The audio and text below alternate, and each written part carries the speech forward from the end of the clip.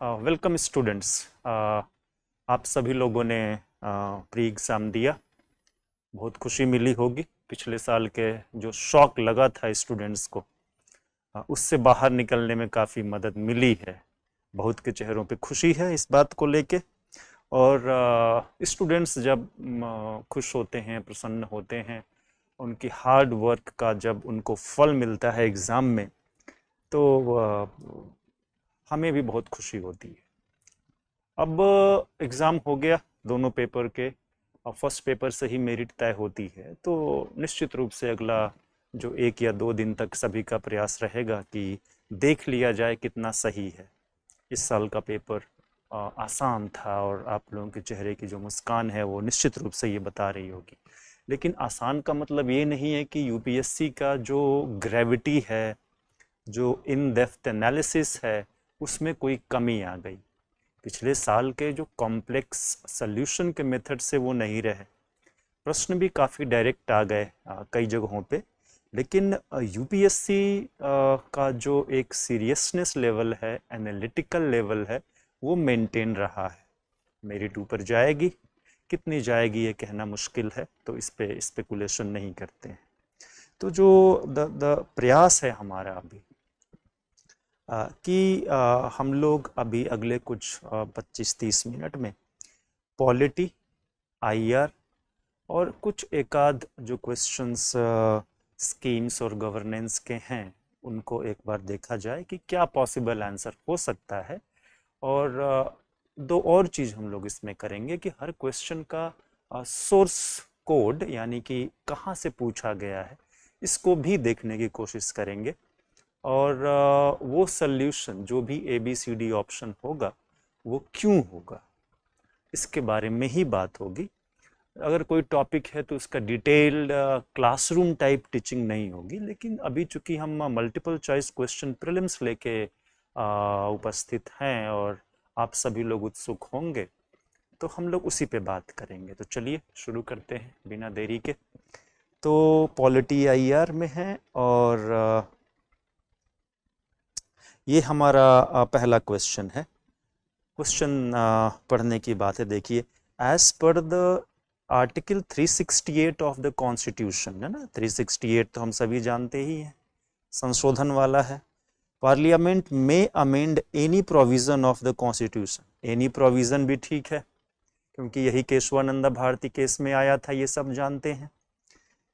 अब एनी क्या क्या कर सकता है? एडिशन, तो एडिशन भी है, आर्टिकल 21 से अमेंडमेंट से आया है, तो ये तो पता ही है।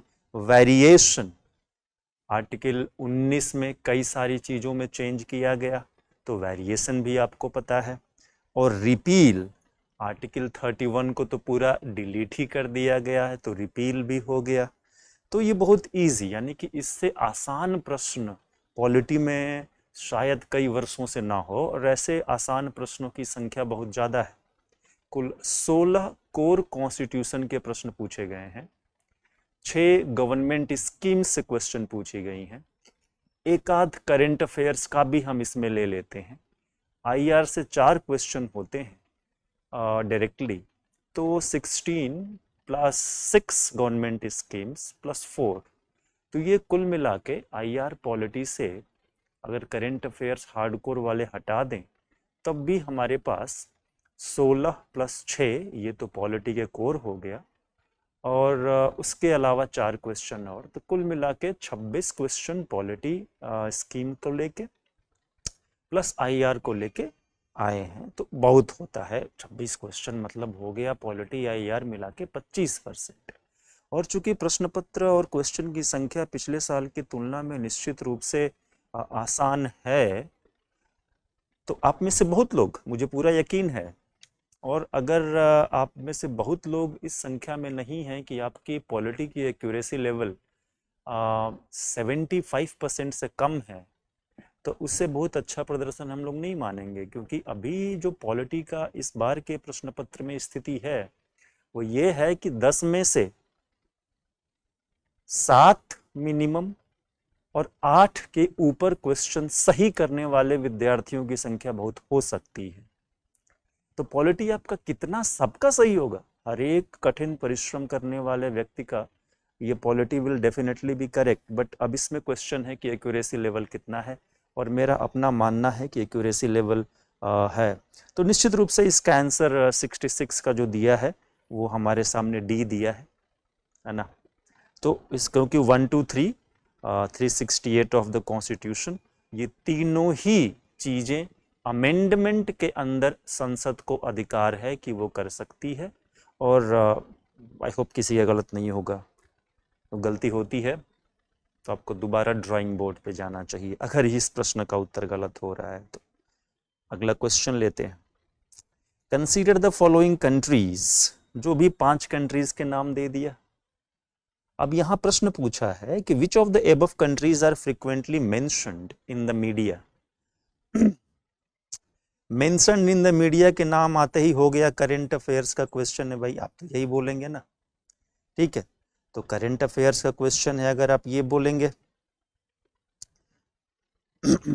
तो लो बर्थ रेट और एजिंग पॉपुलेशन, तो और मतलब एंड नहीं लिखा है। अगर low birth rate and ageing population लिखा होता तो अलग लीगली मतलब होता, और लिखा है मतलब इन दोनों में से कोई भी एक है तो आप बताइए। तो डेफिनेटली अब लो बर्थ रेट और एजिंग पॉपुलेशन ये फीचर है डेवलप्ड वर्ल्ड का, है ना। जनरली ये डेवलप्ड कंट्रीज में फीचर होता है, अफ्रीका और एशिया के किसी भी कंट्री में, ठीक है, except for China right now. और जो पर कैपिटा इनकम उनका हाई है, उनका साउथ कोरिया तो हो ही गया। तो किसका हुआ है? अब देखिए 5 देशों के नाम दिए हैं, 2 इसमें अफ्रीका के हैं। नाइजीरिया तो आप ब्लाइंडली सोच सकते हैं कि होगा ही नहीं, तो नीचे चलते हैं नाइजीरिया, यानी कि ऑप्शन नंबर 3 हटा देते हैं।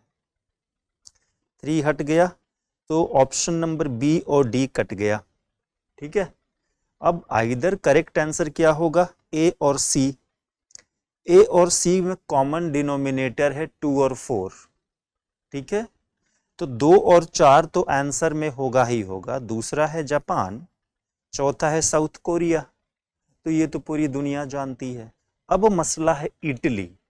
तो ये प्रश्न एक्चुअली आया है इटली के बारे में, क्या आप ये तथ्य जानते हैं?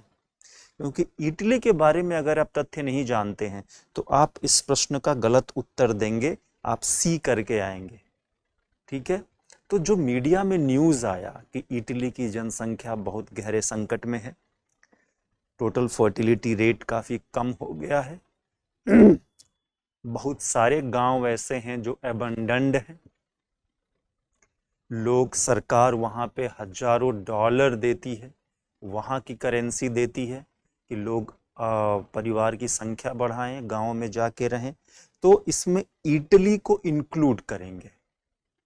और हमेशा मैं बताता हूं कि प्री एक स्ट्रेटजी का मसला है, सिर्फ और सिर्फ जो इन्फॉर्मेशन आपने देखी है वो वैसे ही पूछी जाएगी जरूरी नहीं है, क्योंकि इन्फॉर्मेशन के ऊपर कोई ना कोई स्टेटमेंट, कोई ना कोई थियरी हमेशा बनेगी और फिर जाके ही वो चीज़ आपसे पूछी जाएगी। तो अगर मुझे डाउट था इस प्रश्न में कि जापान और साउथ कोरिया तो पक्का है, जैसा कि मैंने लॉजिक से प्रूफ करके दिखाया है, इटली लें कि ना लें, तो जब भी मैंने बोला है एक स्ट्रेटजी हमेशा प्री के लिए स्टूडेंट्स को पता होगा कि इटली को लें या ना लें, तो लेने के फेवर में डिसीजन ज़्यादा होगा, क्योंकि इटली बहुत सारे फीचर्स डेवलप्ड कंट्री होने के नाते उस ग्रुप में आने का पूरा करता है और बिल्कुल क्लियर है। और इसीलिए अगर मैं स्टूडेंट होता और मुझे डाउट होता कि इटली लें या ना लें, तो मैं ले के चलता। भाई दोनों ऑप्शन है मेरे लिए, तो दोनों बराबर हैं। Either I will put option number A 1 to 4 और option number C 2 and 4, difference is only 1, I will take only 1 and that is the correct answer. So यहाँ पे जो सही उत्तर है वो है ए 1 2 और 4, ठीक है। अब अगला प्रश्न है, which of the following statements are correct in respect of a money bill in the parliament? One of the easiest questions one again, and I hope none of you have made it wrong in your answer sheet. 4 statement हैं और अगर मैं देखूं तो सही answer पूछा है। और क्या पूछा है? करेक्ट बताइए किसके बारे में? मनी बिल के बारे में इन द पार्लियामेंट। तो स्टेटमेंट खोजते हैं, चारों पढ़ते हैं। कहाँ हम रुकेंगे? पहले जो पढ़ते पढ़ते हम चलेंगे और जिस स्टेटमेंट जो गलती होगा, मतलब हमारे लिए इनकरेक्ट होगा, हम वहां से प्रश्न सॉल्व करना शुरू करेंगे। ये नॉर्मल स्ट्रेटजी है। Article 109 mentions special procedure. सही लग रहा है? लग रहा है कि नहीं? बाद में डिसाइड करेंगे। Money bill shall not be introduced in council of states. ये भी सही लग रहा है। Rajya Sabha can either approve bill और suggest changes but can not reject it. ये भी सही लग रहा है। Amendment to money bill suggested by Rajya Sabha has to be accepted by the Lok Sabha. ये मामला गड़बड़ है, क्योंकि पैसा जनता का है, डिसाइड करेगी जनता का दरबार जो कि है Lok Sabha. And therefore, if you know Article 109, which mentions procedure very clearly, which says that the money bill has to have passed, approved or whatever has to be done by Lok Sabha only. तो चौथा हमारा हुआ statement गलत। हम option में से चौथा हटाते हैं। ठीक है। 109 प्रोसीजर देता है, ये सबको पता है, और 110 में डेफिनेशन ऑफ मनी बिल है, ये बेसिक इंफॉर्मेशन है। तो हमारे आंसर में एक होगा ही होगा, तो बी हो नहीं सकता। तो यहाँ पे है आइदर ए और सी। फिर से कॉमन डिनोमिनेटर 1 2 1 2। अब मेरा आंसर है 3 पे कि लें कि ना लें। ठीक है, लें कि ना लें। अब 3 में पढ़ता हूं, the Rajya Sabha can either approve और reject, suggest changes but can not reject it. अगर आपने पढ़ाई की होगी तो सीधे सीधे लिखा हुआ है ये सारी चीजें ना 109 में। नहीं की होंगी तो सीधी सी बात है, मनी बिल पे लोकसभा को ज़्यादा पावर दिया गया है, तो रिजेक्शन का कोई स्कोप नहीं होता है। और तीसरा, आप कुछ भी नहीं जानते हो तो मेरा वाला फार्मूला लगाइए कि जब तीसरा स्टेटमेंट लें या ना लें हमारा डाउट है, और मुझे लगता है कि लेने से भी कोई बहुत दिक्कत नहीं है, जो कि मैं श्योर नहीं हूँ, हमेशा उसको ले लेना है। पिछले क्वेश्चन में भी हमने यही किया, यहाँ भी यही करेंगे। Answer is C, 1 2 3 is correct answer. कौन सा सही है? C, 1 2 and 3। ठीक है, चौथा गलत हो गया था। आगे चलते हैं। Which of the following is are correctly matched, है ना, करेक्टली मैच्ड। तो इसमें ऑब्वियस, मतलब बहुत डेटा है, ये इंडिया ईयर बुक से सारा क्वेश्चन आया है। और आपको अगर बहुत लोगों ने इंडिया ईयर बुक से कुछ पढ़ाई नहीं की होगी तो खैर ये इन्फॉर्मेशन तो बहुत किताबों में मिलेगा। और इस साल के क्वेश्चन पेपर में कुछ क्वेश्चन हैं जो कि इंडिया ईयर बुक से बहुत डायरेक्टली पूछे गए हैं, तो ये प्रश्न डायरेक्टली है।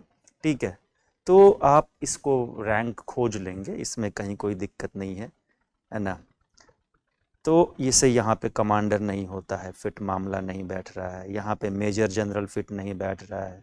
यहाँ पे ग्रुप कैप्टन फिट नहीं बैठ रहा है। तो जो एक ही लाइन फिट बैठ रही है यहाँ पे, major in army, squadron leader in air force and lieutenant commander in navy, this is the equivalent ranks and hence the answer is only 3।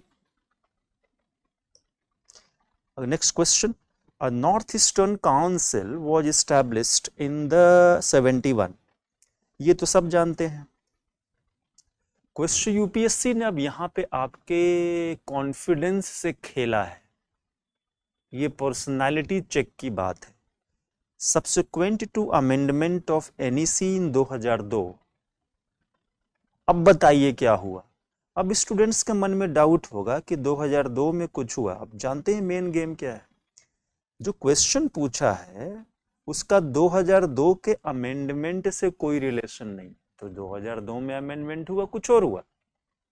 North east zonal council जो है 1971 में बना, वो जो बाकी जोनल काउंसिल हैं उनसे उसी दिन से अलग है।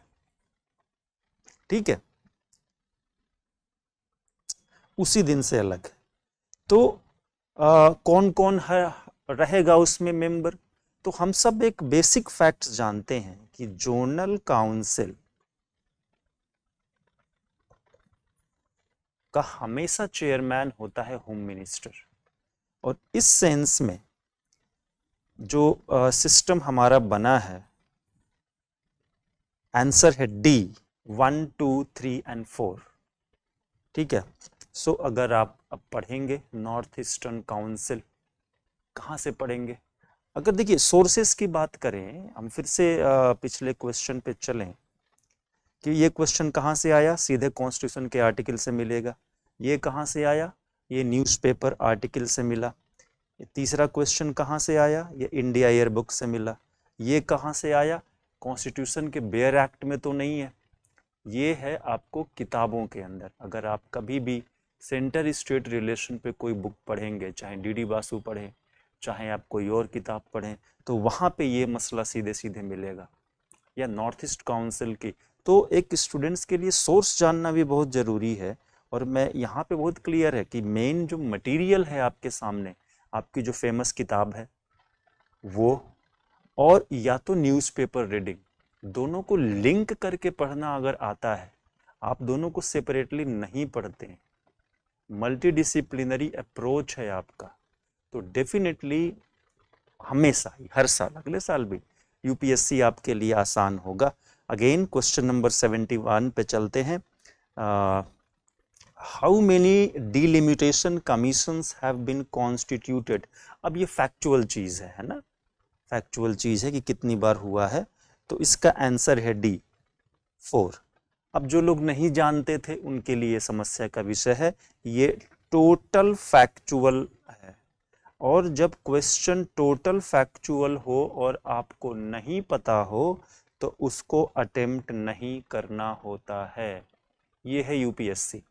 अगर आप में से कुछ विद्यार्थियों ने प्रश्न पत्र आसान समझ के 80 से अधिक प्रश्न थोड़ी भावुकता में आके कर दिए होंगे, तो ये कहीं ना कहीं काउंटर प्रोडक्टिव हो सकता है। You have to be very careful that generally 80 to 82 question से ज़्यादा इस पेपर में भी करने की आवश्यकता नहीं थी, अनटिल यू आर 100% श्योर कि मैं जो भी कर रहा हूँ सही ही हो रहा है। ठीक है, तो 80-85 क्वेश्चन आपने किया है, गलती कितने हो रहे हैं अटेम्प्टेड रॉन्ग? अगर 20-22 ही अटेम्प्टेड और रॉन्ग हुए हैं घर पे आके मिलाने के बाद, तो आपके प्री निकलने की संभावनाएं काफी अधिक हैं। लेकिन जहां आपके अटेम्प्टेड रॉन्ग, चाहे आपने कितना भी किया हो, 100 के 100 किए हो, मुझे फर्क नहीं पड़ता, 28-30 क्रॉस कर गया, तो प्री निकलने की संभावनाएं थोड़ी कम हो जाती हैं। तो अब मिलाना सिर्फ यही है कि गलती कितना हुआ है। अगर किसी ने 60 क्वेश्चन ही किया है, 65 ही किया है, तो वो पहले ही बाहर है, उनको मिलाने की बहुत आवश्यकता नहीं है। बिकॉज जनरली अब ये है कि सर 100 में से एक आदमी का ऐसे भी हो गया, यहाँ पे एक्सेप्शंस की बात नहीं की जा रही है, यहाँ पे उन तमाम हजारों विद्यार्थियों की बात की जा रही है जो कि पीटी जिनका निकलेगा, जो कि एक सामान्य तरीके से पीटी निकलने वाली बात है। तो 80 के आसपास क्वेश्चन करना और 20-22 से ज़्यादा गलती ना होना, अगर इस रेंज में आपका मामला बैठ रहा है तो मैं कह सकता हूं कि आप पीटी की तैयारी शुरू कर सकते हैं। और जिनको भी लगता है कि पीटी मेरा हो जाएगा, होगा नहीं होगा, हो सकता है कि ऐसा सोचने के बाद आपका रिजल्ट ना आए, लेकिन अगर आपको लगता है कि पीटी हो जाएगा तो सिर्फ और सिर्फ कल का एक दिन गैप करना है और परसों से मेंस की तैयारी पूरे जोश और उत्साह से शुरू कर देनी। ये यूपीएससी। और फिर पता चलता है कि जुलाई में जब भी रिजल्ट आया नहीं हुआ प्री, तो क्या करें? कुछ नहीं, पढ़ाई कंटिन्यू करना है as if you are giving mains. UPSC में जब तक आप हैं तब तक अपने पढ़ाई, अपनी मेहनत नहीं छोड़ेंगे। एग्जाम किस स्टेज पे होता है या दुर्भाग्य से नहीं हो पाता है, वो आपके उत्साह और कठिन परिश्रम को कभी कम नहीं करना चाहिए। यही यूपीएससी निकालने का मूल मंत्र भी है। तो ये तो फैक्चुअल क्वेश्चन था, अगर आता है तो आता है, नहीं आता है नहीं आता है। टोटल फैक्चुअल क्वेश्चन में गेस नहीं करना है, छोड़ देना है। ठीक है, 71st अमेंडमेंट एक्ट, तो इसमें हमारा है आंसर ए में आता है 1 2 3, मैथिली बाद में आई थी, ये कोंकणी मणिपुरी नेपाली पहले आ गया था। ठीक है, ये दोनों पहले आ गया। तो 1992 तो ये है, फिर 1997 में हमारा दूसरा अमेंडमेंट, अगला अमेंडमेंट हुआ। तो भाषाएं बढ़ती चली गई हैं, भारत बहुभाषीय देश है। अब क्वेश्चन का सोर्स क्या है? कॉन्स्टिट्यूशन है। ऑफ कोर्स आप कॉन्स्टिट्यूशन में 8वीं अनुसूची पढ़ेंगे तो हर लैंग्वेज के सामने एक फुट नोट दिया हुआ है, एंड नोट दिया हुआ है, वहां लिखा रहता है कि in what year this language was included in the 8th schedule of the constitution. Now again as a student मैं क्या करूं, कैसे एग्जाम में करूं, क्योंकि 3 लैंग्वेज चूज करनी है, कोई एक छोड़ना है, क्योंकि हर एक ऑप्शन में देखिए 3 दिया हुआ है। अगर मैं एकदम ब्लाइंड गेस करूं कि ना मुझे करना ही करना है भले मुझे नहीं आता है, तो एक चीज तो क्लियर है, ABC में से कोई एक होगा, क्योंकि तीनों में 1 है। ठीक है, तो 1 1 1 दिख रहा है, यहाँ पे तीनों में 4 है, तो बहुत डाउट है कि मैथिली पे चलें कि कोंकणी पे चलें। ठीक है, अब इन तीनों में चारों में कोई प्री रिलेशन बनाना एक स्टूडेंट जो एकदम जानता नहीं है उसके लिए बहुत टफ है। ठीक है, नेपाली तो बाहर की भाषा है, तो 1 to 4 पे बहुत ज़्यादा लोग यहाँ पे करके आ गए होंगे कि बी सही होगा। ठीक है, बाकी तीनों भारतीय भाषाएं हैं, नेपाली नेपाल देश की भाषा है, तो ऐसा हो सकता है, बट ये आंसर ए इसका होगा। और ए का मतलब होता है 1 2 3, तो यहाँ पे मैथिली लैंग्वेज को हटा दिया जाए तो ऊपर की 3 लैंग्वेजेस 71st अमेंडमेंट से 8वीं अनुसूची में आई थी, तो आप छोड़ सकते हो। देखिए पॉलिटी से 16 कोर कॉन्स्टिट्यूशन का आया है, मैंने अब तक बोला है 2 क्वेश्चन छोड़ देना था। ठीक है, क्यों? क्योंकि वो प्योर फैक्चुअल है। अरे डिलिमिटेशन कितनी बार हुआ, नहीं जानते भाई तो नहीं जानते। और ये क्या हुआ, तो 16 में हम 2 क्वेश्चन अभी तक छोड़े हैं। अगर आप कितना छोड़े तो 25% मान लो कि 16 में से हम 3 क्वेश्चन छोड़ते हैं, तो छोड़ने से हमेशा फायदा है।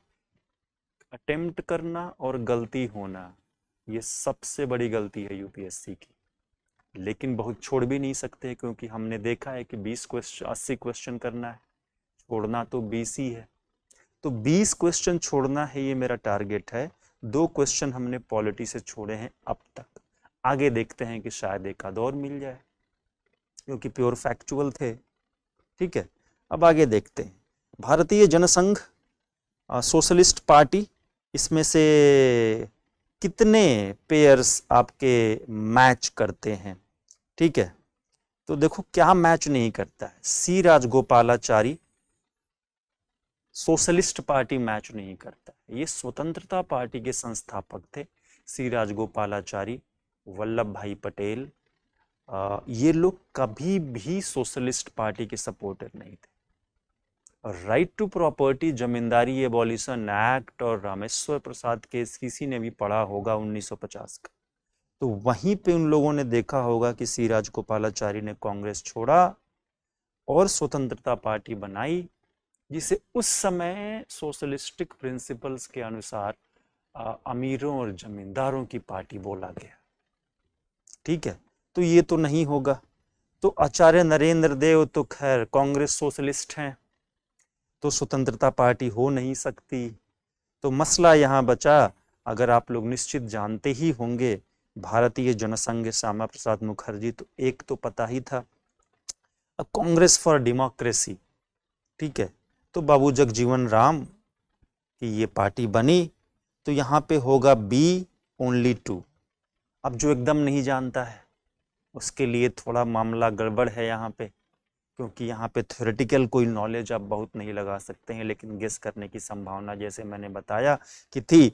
चलो मुझे पता है कि स्वतंत्रता पार्टी नहीं गलत है, सोशलिस्ट गलत है, अब कांग्रेस फॉर डेमोक्रेसी लूँ कि ना लूँ, जगजीवन राम है। मैंने थंब रूल बताया है कि जब भी 50-50 का डाउट हो हमेशा ले लेना है। पिछले 2 क्वेश्चन में भी लिया था, आंसर सही हुआ था, यहाँ भी उसको ले लेंगे, यहाँ भी आंसर सही हो रहा है, हमेशा याद रखिएगा। प्री का एग्जाम निकालना ज्ञान, प्रतिभा, अनुभव के अलावा कुछ छोटे मोटे ट्रिक्स और उपाय भी शामिल होते हैं। उसमें से एक यहां पे मैं आपको दिखा रहा हूं, ऐसे कई हैं। वो क्लास में बैठेंगे, बात करेंगे तो हम लोग सीखेंगे इसको, बट इसमें कई सारी चीजें हैं। ठीक है, अगले पे चलते हैं। Which of the following statements are correct about the constitution of India? Again introductory question, easy lovely question. बच्चे जनरली पढ़ाई शुरू करते हैं तो पार्ट नहीं पढ़ते हैं, ठीक है, तो इसीलिए बच्चों को बेसिक्स में यूपीएससी ने घुसा दिया। क्वेश्चन आसान नहीं माना जाएगा, लेकिन टफ नहीं है। इसका आंसर है डी।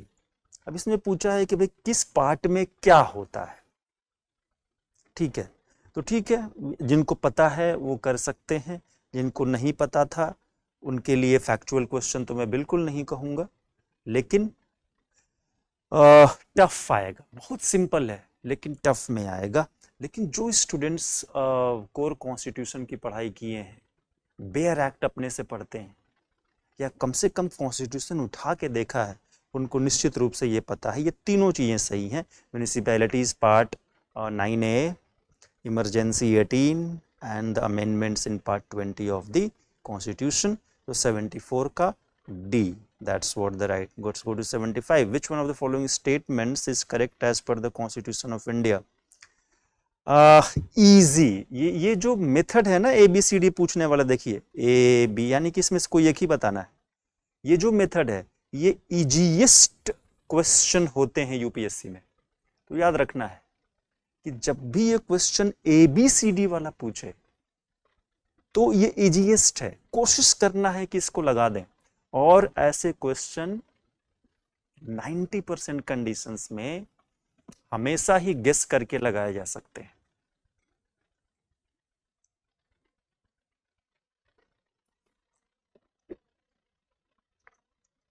ठीक है,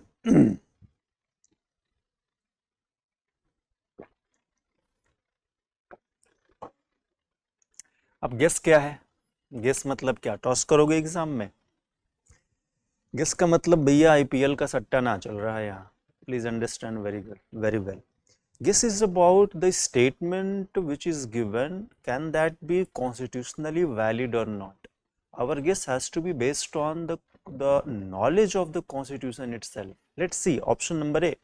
अच्छा देखिए 4 ABCD ऑप्शन दिया है, 3 गलत होगा, 1 सही होगा। अगर एग्जाम में पूछ रहा है सही कौन सा है, इसका मतलब 3 गलत है, ठीक है। अगर एग्जाम में पूछ रहा है गलत कौन सा है, इसका मतलब 3 सही है 1 गलत है, तभी तो 4 में से 1 चूज होगा। तो ये क्वेश्चन इजीएस्ट होते हैं कि 3 स्टेटमेंट आपस में बाई बाई होते हैं और चौथा स्टेटमेंट उन तीनों से अलग होता है, और जो भी अलग होगा वही आंसर होगा। आपका सेक्शन कोई भी हो, इकोनॉमिक्स हो, अगर आपका जो आंसरिंग मेथड है ABCD में से एक है सीधा सीधा, तो मसला बड़ा आसान हो जाता है। ऐसे क्वेश्चन को छोड़ना नहीं चाहिए, ये इजीएस्ट क्वेश्चन है। अब देखिए ऑप्शन नंबर है, inter state trade and commerce is a state subject. तो इंटर स्टेट तो स्टेट सब्जेक्ट कैसे हो सकता है भाई? अगर कोई ट्रक माल लेके केरला से तमिलनाडु गया तो इंटर स्टेट हो गया, स्टेट सब्जेक्ट होगा। तो केरला के भी स्टेट सब्जेक्ट में होगा और तमिलनाडु को भी स्टेट सब्जेक्ट में होगा, फिर तो चल गया देश। यानी कि देश में एक ट्रक जो कश्मीर से लेकर कन्याकुमारी तक जाएगा, वो बॉर्डर क्रॉस होते समय, इंटर स्टेट ट्रेड के समय, वो क्या 2800 राज्यों के अलग अलग कागजों को फॉलो करेगा, नियमों को फॉलो करेगा? With in state trade and commerce आप चेंज कर सकते हो, इंटर स्टेट तो कभी दे ही नहीं सकते स्टेट को, है कि नहीं? और है भी नहीं। आप 304 पढ़िए, अगर आपको आर्टिकल ही जानना है तो आर्टिकल 307 में साफ साफ लिखा,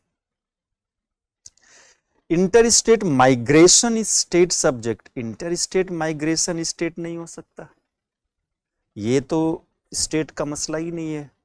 migration is free in India, any citizen has having the fundamental right to residence in India.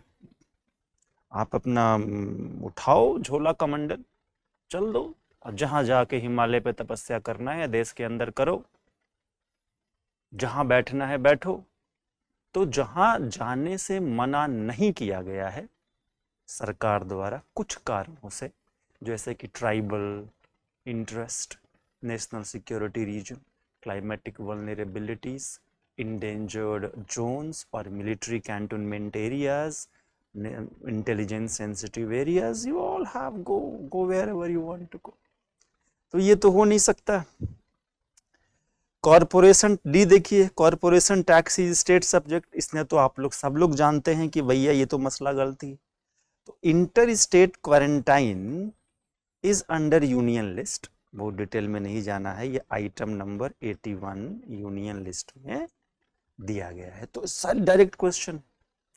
अब सोर्स क्या है, लिस्ट सिस्टम पढ़ो। मैं हमेशा बोलता हूं कि कंकरेंट लिस्ट और यूनियन लिस्ट या स्टेट लिस्ट में से कोई एक लिस्ट, खासतौर से यूनियन लिस्ट आपको याद होनी चाहिए। कंकरेंट लिस्ट किस लिए, क्योंकि क्वेश्चन ज्यादा उस लिस्ट आइटम से आते हैं, इस बार यूनियन से आ गया। तो हम लिस्ट सिस्टम ना पढ़ते पढ़ते थोड़ा सा रिवीजन करते रहते हैं, मामला चल जाता है। तो आंसर है सी, क्वेश्चन नंबर 75, आंसर सी।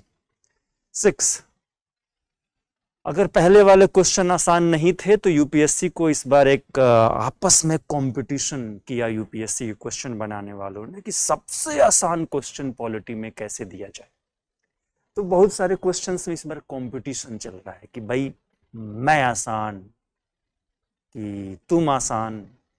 उसी में एक 76 भी आता है। राइट टू प्राइवेसी किस आर्टिकल में आता है? अब इसका आंसर मैं बताने की कोशिश करूं तो बताना ही है, लेकिन of course even the person who is knowledgeably blind in the constitution can tell very easily that it is the 2176T Puttaswamy judgment. Right to privacy is under Article 21, which says that life and personal liberty, तो personal liberty के अंदर privacy आता है और इसलिए यहां पे दिया गया है। चलिए 71, chief of defence staff as head of department of military affairs.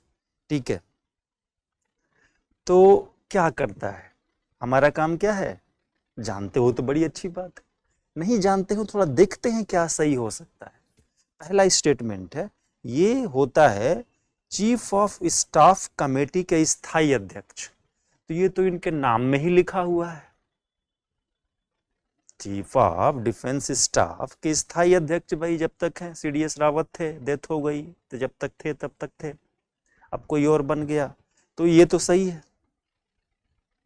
ठीक है, ये तो नाम का पर्यायवाची है, तो इतना तो पता होना चाहिए। दूसरा, तीनों सेवा प्रधानों पर सैन्य कमान का प्रयोग करना, exercise military command over 3 services chiefs, ये नहीं होता है। क्यों? क्योंकि ये कोऑर्डिनेशन एजेंसी है तीनों सेनाओं के बीच में, तीनों विंग ऑफ आर्म्ड फोर्सेस के बीच में। तो मिलिट्री कमांड एक्सरसाइज नहीं करता है, वो आर्मी चीफ, एयरफोर्स चीफ और नेवी चीफ में ही रहता है। तो दूसरा तो यहाँ पर मसला गड़बड़ हो रहा है। तो चलो हम 2 पे सॉल्व करते हैं। सबसे पहले हमको 2 मिला, 2 गलत, तो 2 हटाते हैं। 2 हटाते ही 3 ऑप्शन कट गए और हमारा उत्तर भी सही है, डी। तो आंसर है 1 और 3, क्योंकि कभी भी वो कमांडर नहीं होता। अगर वो कमांडर होता फिर तो आर्मी चीफ का रोल ही क्या बचता। ठीक है, Chief of Defense Staff is for coordination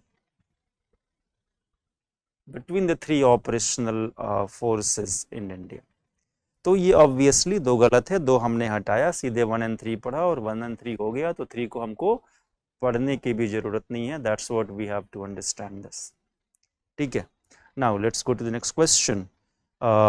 Again, जानते अगर हैं, मूलभूत आवश्यकताओं को पूरा करने सहित दूरस्थ क्षेत्रों में स्थानीय जन समुदाय के उत्थान के लिए सेना द्वारा संचालित अभियान को क्या कहा जाता है? ठीक है, कहां से पढ़ें सर, ये कहां से आया है? Again India year book, current affairs newspaper, internal security. देखो 3 जगह ये आपको मिलेगा सेम क्वेश्चन। अगर आप इंटरनल सिक्योरिटी पे जहां पढ़ोगे तो बॉर्डर मैनेजमेंट जाते ही ये टॉपिक आ जाता है, ऑपरेशन सद्भावना। अखबार में तो खैर कश्मीर में 370 हटने के बाद खूब दिया है, और इसलिए दिया है कि ऑपरेशन सद्भावना का एनुअल बजट 2200 करोड़ रुपए से ऊपर है। ये कोई छोटा मोटा 10-20 5 करोड़ की स्कीम नहीं है। और इसमें क्या नहीं आता है, प्रेग्नेंट महिलाओं और बच्चों की देखभाल से लेके एडल्ट लिटरेसी से लेके पानी, एजुकेशन, हेल्थ, सड़कें, बिजली, सब आता है इसमें, स्कॉलरशिप, स्किल डेवलपमेंट। तो ऑपरेशन सद्भावना क्यों ऐसा है? क्योंकि लोकल पॉपुलेशन के साथ अगर आर्मी की दोस्ती नहीं होगी तो कभी भी इंटरनल सिक्योरिटी मैनेजमेंट में आर्मी पूरी तरीके से सफल नहीं होगी। और कश्मीर की स्पेसिफिक प्रॉब्लम के चलते ये स्कीम फेमस हो जाती है कि alienation of the local population, they don't have faith in Indian army, है ना। वो उसको एक थोड़ा सा डर होता है, भय होता है, अविश्वास होता है। तो ये करंट अफेयर्स मान लो या इंटरनल सिक्योरिटी मान लो, इंडिया एयर बुक में पढ़ लो। So this is what you can say. The 78C is the right answer. Okay, now come to the 80. Which of the following statements about the ethics committee in the Lok Sabha are correct? फिर से 3 statement पढ़िए, जो गलती है वहां से हम answer लगाना शुरू करेंगे। Initially it was an ad hoc committee, may be may not be, क्योंकि अगर आप जानते हैं तो पता है कि ये सही है, लेकिन लेट्स प्रिज्यूम कि पता नहीं, ठीक है। Only a member of Lok Sabha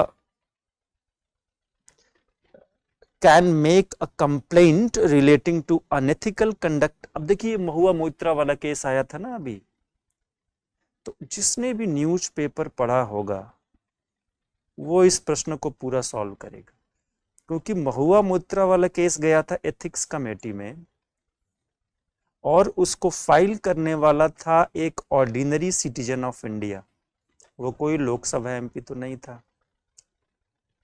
तो क्या लिखा है? Only a member of Lok Sabha can file A complaint. ये गलत हो गया।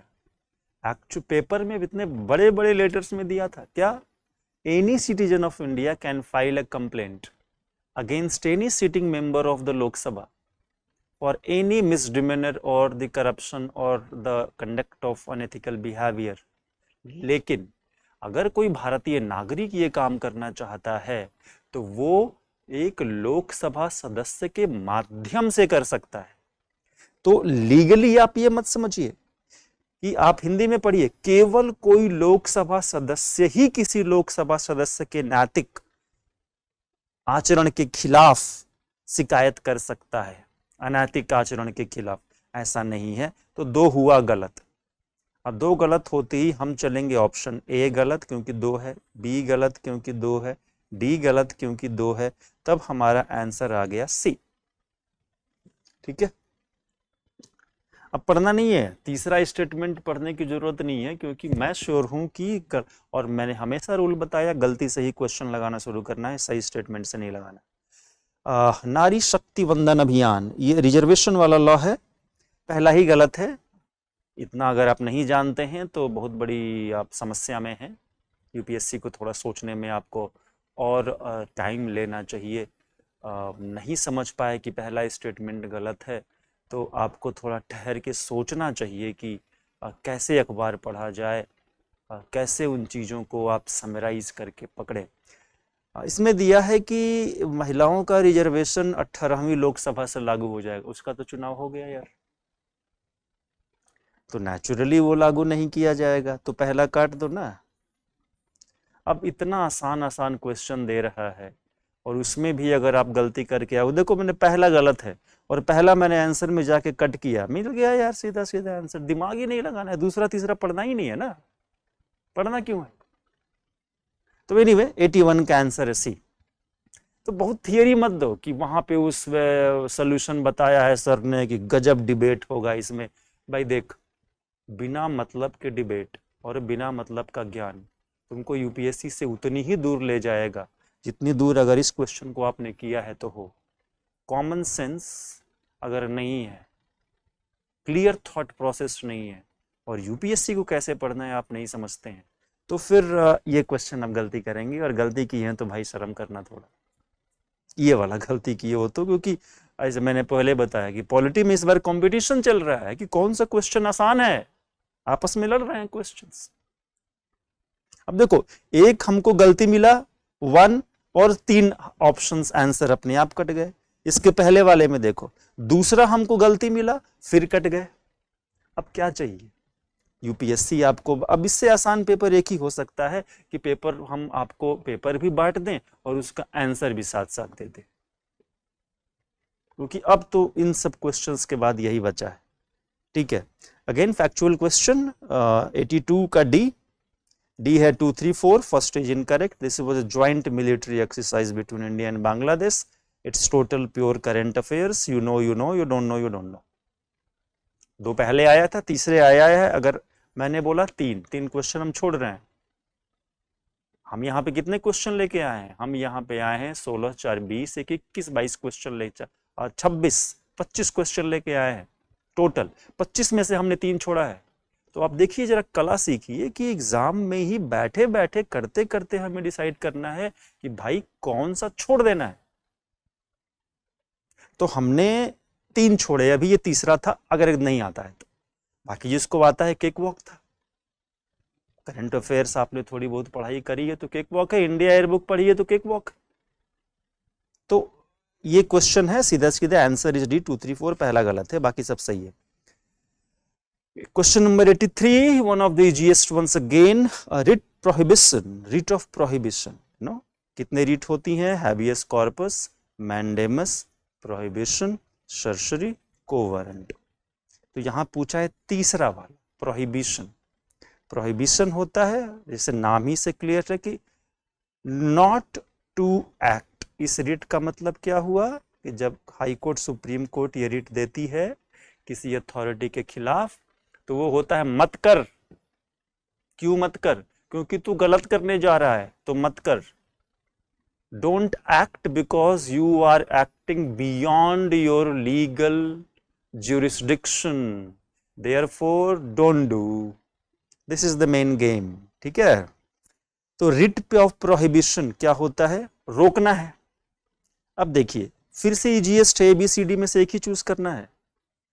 तो पहला ऑप्शन देखिए, a government officer prohibited him from taking a particular action. Government officer DM मान लो, हाईकोर्ट डीएम को बोलेगा तू मत कर कोई काम क्योंकि तू गलत करने जा रहा है। एग्जीक्यूटिव अथॉरिटी कैसे गलत कर सकता है? एग्जीक्यूटिव का डेफिनेशन क्या है? एग्जीक्यूटिव का डेफिनेशन होता ही नहीं है। एग्जीक्यूटिव का डेफिनेशन निगेटिव डेफिनेशन होता है, जो कार्य संसद और न्यायपालिका के क्षेत्र में न आए उसे कार्यपालिका का माना जाता है। तो गवर्नमेंट को आप रोक सकते हो क्या? उम्मीद थोड़ी कम है। अगर आप और सिद्धांतों को पढ़ेंगे तो ये स्टेटमेंट गलती नहीं लग रहा है। तो चलो 50-50 रख लेते हैं, ये हो भी सकता है। अगला क्या है? पार्लियामेंट लेजिस्लेटिव असेंबली को रोक सकता है, बोल सकता है कि तू भैया प्रोहिबिशन पे लॉ बना, मद्य निषेध पे। प्रोहिबिशन का यहां मीनिंग अलग हो गया। अंग्रेजी हिंदी के बारे में सामान्य जानकारी भी होनी चाहिए। प्रोहिबिशन मीन्स स्टॉपिंग अल्कोहल, जैसे बिहार में है total prohibition.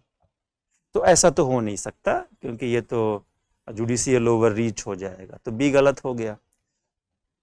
The writ prohibition lower court को दिया जाता है, prohibiting continuation of proceedings in a case. Lower court को बोला जाएगा मत कर, डिसीजन मत ले, don't take decision. Why? Because you are taking decision beyond your authority, beyond your power.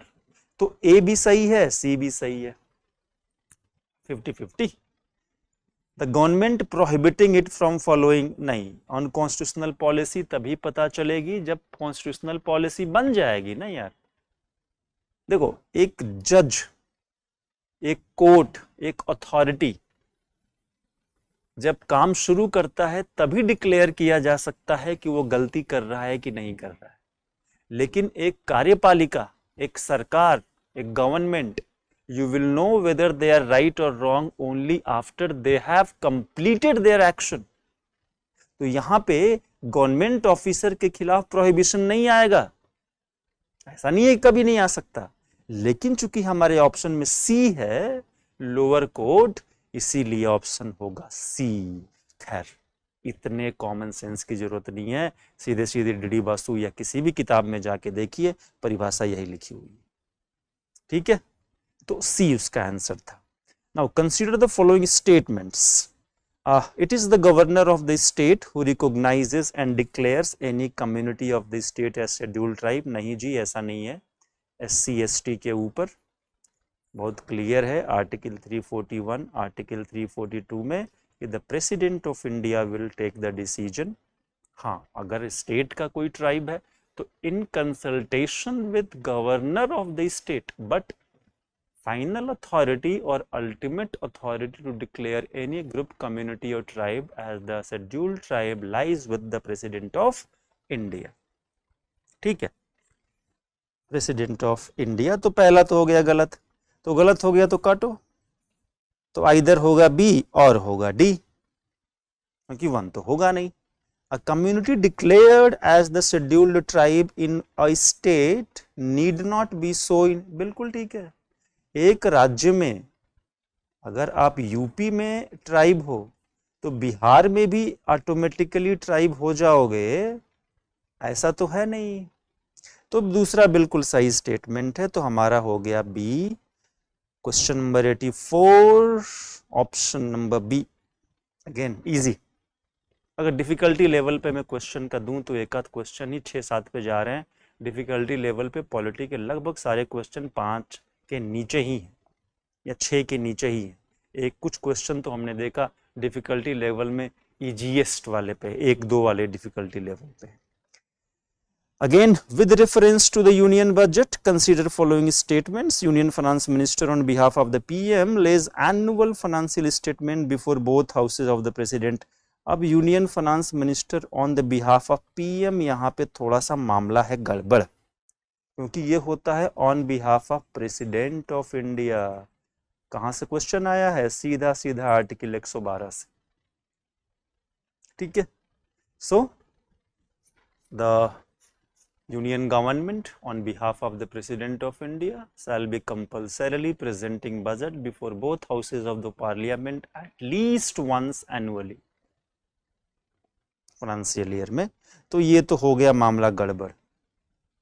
एक गलत, गलत मिलते ही हम तो खुश हो जाते हैं, सही से तो हम सवाल लगाते ही नहीं है, तो एक हो गया गलत, तो काट दिया एक। अब एक गलत है तो बोध भी नहीं हो सकता। ठीक है, तो आते हैं नीचे। At the union level no demand for grants can be made except on the recommendation. Demand for grants article 114, money bill है और मनी बिल बिना प्रेसिडेंट के परमिशन के नहीं आता, तो ये हो जाएगा सही। आंसर है बी, देख लो 85 का हो गया बी। आसान है मित्रों, है ना? नहीं हो पाया है तो प्रॉब्लम हमारी है। पॉलिटी में क्वेश्चंस अगर अच्छे से नहीं सॉल्व हुए हैं तो हमें जिस तरीके से आप यूपीएससी की तैयारी कर रहे हैं उसमें परिवर्तन करने की आवश्यकता है, किताबों में नहीं, नोट्स में नहीं। The way you think or the way you have been told that this is the way to prepare for civil services, specifically polity and constitution, that method has to be totally changed. Totally changed. चलिए, कितने pair वाले statement सही हैं? ये pair वाला पिछले साल जो झटका दिया था बहुत बच्चों को, खतरा कर दिया था। इस बार पेयर वाले ऑप्शंस की संख्या कम है, रेयरेस्ट ऑफ रेयर में से ये क्वेश्चन है। तो इसका आंसर आप देख सकते हैं। ठीक है, सूडान वाला तो खैर हमको लगता है कि सबको पता ही होगा। ठीक है, टर्की नाटो की मेंबरशिप से तो हटने का कोई मतलब ही नहीं बनता है, नाटो को छोड़ेगा क्या? तो 1 and 2 अपना सही सिस्टम है, तो only 2 pair, answer is B. ठीक है, 93 question number, with reference to the speaker of the Lok Sabha consider the following statements while any resolution. ये क्वेश्चन देखिए ध्यान से पढ़ना होता है। जब लोकसभा अध्यक्ष को हटाने का कोई प्रस्ताव या संकल्प विचाराधीन हो तब ही शैल नॉट प्रिसाइड, तो ये हो गया सही। रूल नंबर 1 क्या बताया मैंने, सही मिलते ही क्वेश्चन सॉल्व नहीं करना है, वेट करना है गलती मिलने का।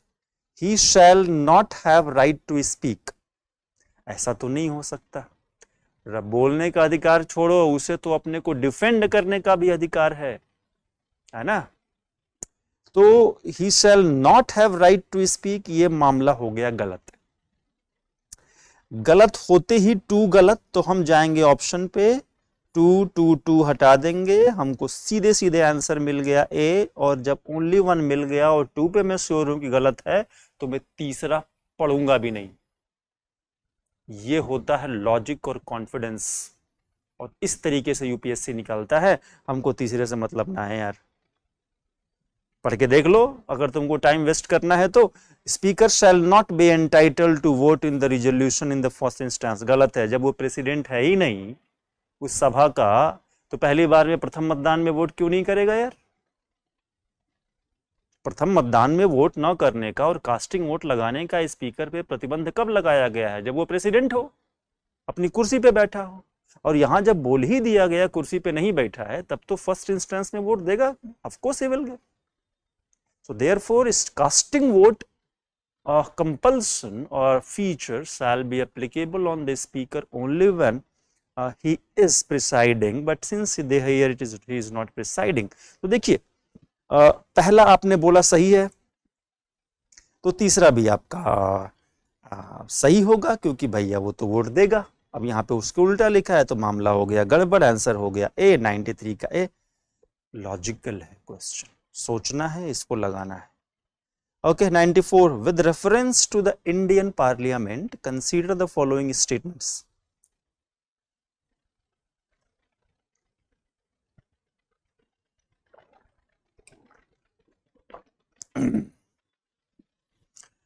With reference to the Indian Parliament, consider the following statements. A bill pending in the Lok Sabha lapses on, ये कहां से क्वेश्चन आया है? क्वेश्चन आया है आर्टिकल 107 से। सीधा सीधा कौन सी, देखिए जो क्वेश्चन आए हैं ना, वो कहीं ऐसी जगह से नहीं आए हैं जो कि छिप के कोने में सीक्रेट बॉक्स ऑफ कॉन्स्टिट्यूशन से निकाला गया। एक आध क्वेश्चन था, जैसे गेट से ड्यूल में नेपाली कोंकणी वगैरह पूछ दिया, तो वो थोड़ा सा अंदर से घुस के निकाला है। लेकिन जैसा कि मैंने बोला, भैया आप पे 20 क्वेश्चन पूछा है टोटल, आप 3-4 क्वेश्चन छोड़ दो ना यार। पीटी निकालना है ना, पीटी टॉप तो नहीं करना है। तो अगर आपकी स्ट्रैटेजी सही नहीं है, मैनेजमेंट सही नहीं है, तो पीटी कैसे निकलेगा? पीटी कोई लड़ाई और गदा युद्ध तो है नहीं, ये प्रॉपर ज्ञान, अनुभव और एक पर्सनालिटी का मैच है। मैक्सिमाइज करना है अपनी अपॉर्चुनिटी को, मिनिमाइज करना है अपने रिस्क को, and how you balance it, that's what a budding bureaucrat should be. ठीक है, चलिए, तो वहां से क्वेश्चन आया है। अ बिल पेंडिंग इन, रूल क्या है आप जानते हैं, रूल नंबर 1, किसी भी बिल पे जो पेंडिंग हो और उसी समय लोकसभा भंग हो जाए, वो सारा बिल लैप्स कर जाएगा, एक्सेप्ट 2 कंडीशन, कि उस बिल पे साइन करने से पहले या कुछ आगे बढ़ने से पहले आर्टिकल 108 के अंदर प्रेसिडेंट ने ज्वाइंट सेशन बुला लिया हो, तो बिल बच जाएगा, अगर लोकसभा डिसॉल्व होती है तो भी। या दूसरा कौन सा बिल बच जाएगा, जो राज्यसभा में आया हो और राज्यसभा में ही अभी बातचीत हो रही थी, लोकसभा में नहीं गया था, और इस बीच लोकसभा डिसॉल्व हो जाती। यानी कि कहने का मतलब कि dissolution of Lok Sabha will cause lapse of every bill except joint session which has been demanded by the President of India, or which the Rajya Sabha is the introductory house, और वहीं पड़ा हुआ है। अब देखो, बिल पेंडिंग इन लोकसभा बिल्कुल सही है, बिल पास्ड बाय लोकसभा, भाई लोकसभा ने टच कर दिया, तो खत्म हो गया। A bill in regard to which the president of India notified his her intention, ठीक है, शैल लैप्स, यहां पे होगा नॉट लैप्स, क्योंकि प्रेसिडेंट की पदवी की मान रखते हुए प्रेसिडेंट ने बोला कि हम 20 दिन के बाद ज्वाइंट सेशन बुलाएंगे और 3 दिनों बाद लोकसभा भंग हो गई, तो उसी भंग लोकसभा को उस प्रेसिडेंट की बात का मान रखने के लिए, क्योंकि रिपब्लिक ऑफ इंडिया का प्रेसिडेंट है और सबसे बड़ी पोस्ट है, 20 दिन के बाद इस भंग लोकसभा के लोग एक सेशन के लिए फिर बैठ के एमपी की तरह डिसीजन लेंगे। जब ज्वाइंट सेशन फैसला कर देगी फिर से लोकसभा भंग हो जाएगी। प्रेसिडेंट की बात हवा में नहीं उड़ेगी, because he is the symbol of republic of India. ठीक है, तो आंसर है B 1 and 2। Question number 94, with reference to the Parliament of India, consider the following statements। ठीक है, पहला क्वेश्चन ट्रिकी है, इस क्वेश्चन पे लगाते लगाते हम लोगों के पास थोड़ा सा डिबेट हुआ। ठीक है, तो देखो फिर से मैं पढ़ता हूं, हिंदी में पहले पढ़ता हूं। भारत के राष्ट्रपति द्वारा किसी सदन के 17वां लोकसभा भंग करने की बात नहीं कह रही है, विघटन की बात नहीं हो रही है। तीसरे स्टेटमेंट में डिसोल्यूशन है। ठीक है, तो यहां पे 17वां सत्र, जैसे बजट सेशन, मानसून सत्र खत्म करना। तो भारत के राष्ट्रपति द्वारा किसी सदन के 17वां के लिए मंत्री परिषद के परामर्श की आवश्यकता नहीं है। ठीक है, prorogation of the house by the president of India does not require the advice of council of ministers। अब इसमें टेक्निकल मामला है, ये मैटर ऑफ थोड़ा इंटरप्रिटेशन है कि अगर यहाँ पे लिखा होता है पीएम बताएगा, एक्चुअल प्रोसीजर में लिखा है cabinet committee on parliamentary affair CCPA बताएगा, और तीसरा वर्ड हमारे क्वेश्चन में लिखा है काउंसिल ऑफ मिनिस्टर्स।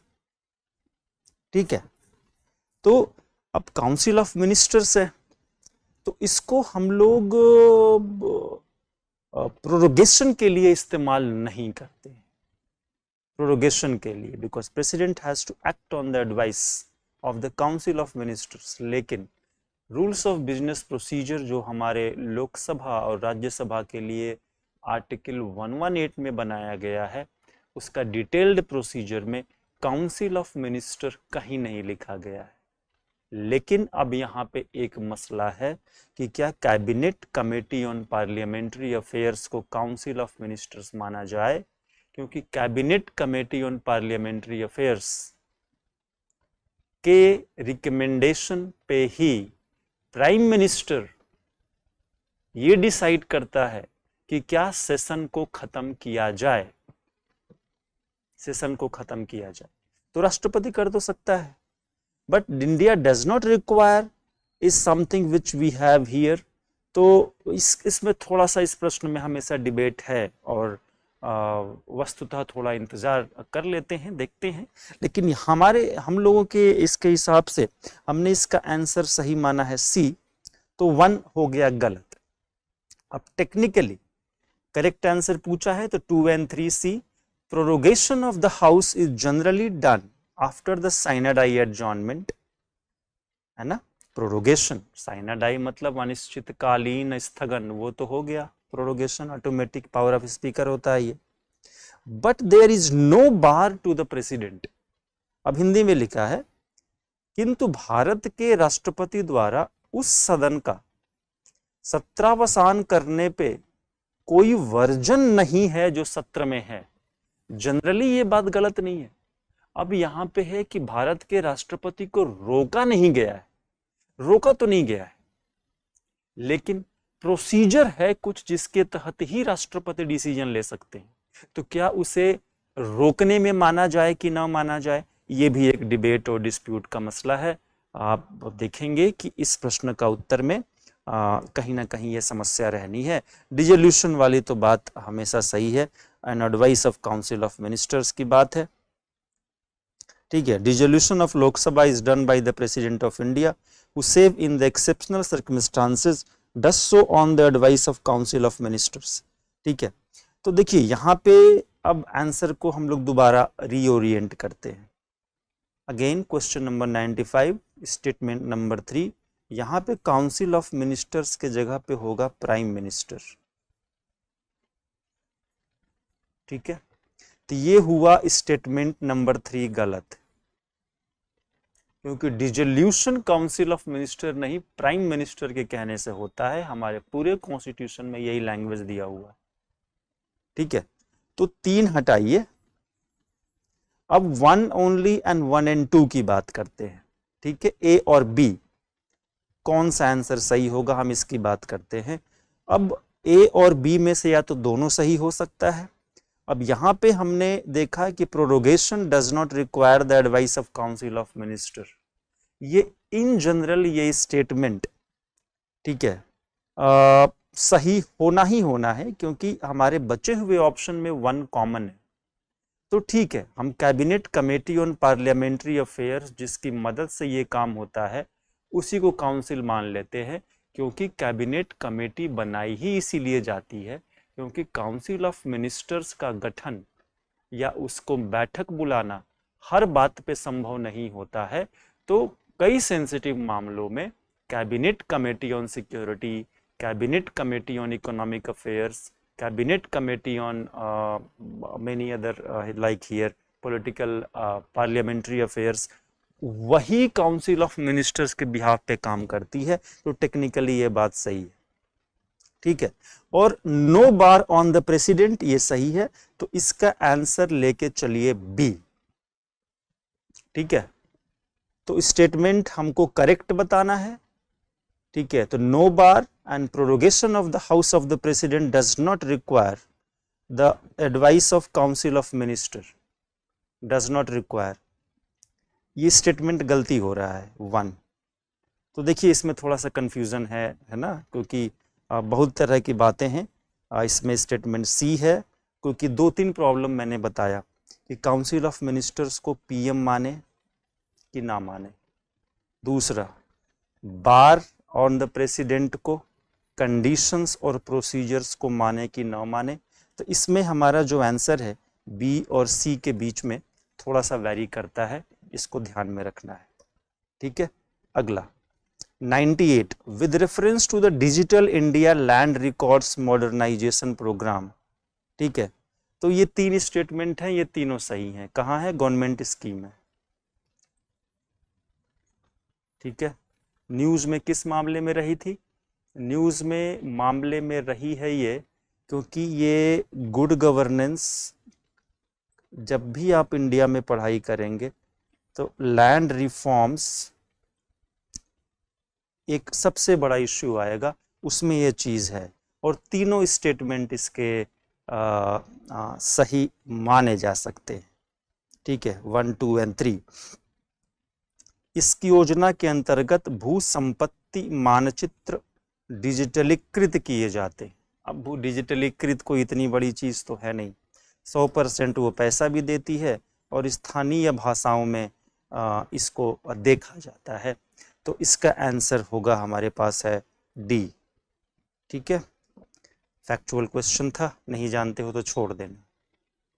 4 क्वेश्चन मान लो छोड़ देते हैं, कोई छोड़ने वाला आइडिया बढ़िया है बजाय गलती करने वाला। प्रधानमंत्री सुरक्षित मातृत्व योजना, ठीक है, तो स्कीम गारंटीज, पहले तो गारंटी वर्ड में थोड़ी सी दिक्कत है। एकमात्र स्कीम जिसमें गारंटी वर्ड होता है वो है नरेगा। नरेगा के अलावा भारत में किसी भी स्कीम में गारंटी वर्ड नहीं दिया गया है। Minimum package of antenatal care services, ठीक है, मतलब बच्चा पैदा होने से पहले ना, पोस्ट नेटल नहीं, pre natal service women their 2nd and 3rd trimester of pregnancy 6 months post delivery health care services. तो इसका आंसर भी पहला में थोड़ी सी फैक्चुअल दिक्कतें हैं, एक तो गारंटी और दूसरा 6 महीने पोस्ट डिलीवरी, ये दोनों ही फैक्चुअल रॉन्ग है। और बाकी नीचे वाला सही है कि कोई भी प्राइवेट सेक्टर का वॉलंटियर, डॉक्टर या हॉस्पिटल, चाहे तो प्रधानमंत्री सुरक्षित मातृत्व अभियान में मदद कर सकता है। तो answer is B only 2। Again scheme, scheme कहां से पढ़े? India yearbook. जब भी स्कीम की बात आएगी आइदर इंडिया ईयरबुक और इकोनॉमिक सर्वे, सीधा सीधा। अब इसमें न्यूज़पेपर का क्या रोल है स्कीम के लिए? कुछ नहीं। न्यूज़पेपर सिर्फ इतना बताता है कि वो स्कीम में क्या बातचीत अभी हुई है। न्यूज़पेपर सारा डिटेल नहीं दे सकता। अगर न्यूज़पेपर पढ़ते समय आप सुरक्षित मातृत्व योजना देखते हैं, you have to go to either Vikaspedia or to economic survey India yearbook or to some other original source of Ministry of Child and Women Development, Family Welfare। तो एक्चुअली ये IYB और इकोनॉमिक सर्वे इंडिया ईयरबुक, यहाँ से schemes पढ़ने का सबसे important होता है। तो देखिए जो प्रश्न है, अब तो जो होना था इस वर्ष हो गया। उम्मीद है कि आप सभी लोग मेंस देंगे। मेंस देना भी एक माइंडसेट पर्सनैलिटी है। सब कुछ जानेंगे तभी एग्जाम निकालेंगे ऐसा 100% संभव नहीं है। तो जिन लोगों का पीटी इस बार नहीं हुआ वो लोग भी खास तौर से सुन ले कि आपको एक एटीट्यूड डेवलप करना पड़ेगा इस बात का कि multiple choice question based pre का लगाने का एक तरीका क्या होता है। वो तरीका कोई अलादीन का चिराग भी नहीं है, कोई शेख चिल्ली के चुटकुले भी नहीं है, है ना। ये एक ऐसा अनुभव और ज्ञान का अद्भुत संगम है, combination of both, that if you try it in a proper manner in the right guidance, you will learn this and with the confidence you can solve all these things। जिन लोगों को लगता है कि पीटी होने वाला है, मैंने पहले भी बोला मैक्सिमम एक दिन रेस्ट लो, अगले दिन से लग जाओ भाई। अब फिर बोलो सर पीटी नहीं होता है, तो कोई बात नहीं। क्या पढ़ाई तुम पीटी मेंस देख के करोगे? सीजनल पढ़ाई करोगे क्या? बहुत सिंपल रूल है मित्रों, एक बात मेरी याद रखना, जब तक आप यूपीएससी दे रहे हैं तब तक आपका सिर्फ एक काम है, लगातार एक दिशा में पूरे उत्साह के साथ पढ़ाई करते जाना। पीटी है नहीं है, मेंस है नहीं है, बिल्कुल नहीं देखना। Do your own work, do what you are suppose to do, you know. अपना कार्य करिए, फल की चिंता लगातार मत करिए। काम हम कम करते हैं, फल की चिंता बहुत बड़ा वाला करते हैं, और फल बड़ा वाला हाथ में नहीं आता है। तो सिर्फ यही मानिए कि अभी हमारा कर्म पूरा नहीं हुआ है। I have to work harder and smarter. तो ये था मेरी तरफ से और द स्टडी की तरफ से पॉलिटी और आईआर के एक आध क्वेश्चंस पे।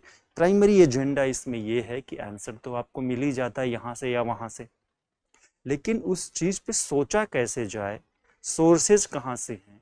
आपने इतनी पढ़ाई करी बट डायरेक्ट और बहुत ही ऑब्वियस सोर्सेज से क्वेश्चन आए, लेकिन हर क्वेश्चन में एक दो बात ऐसी है जो कि तनाव पैदा कर रही है, तो उनको ऑन द स्पॉट कैसे रिजॉल्व करें, ये सबसे प्रमुख चीज़ है।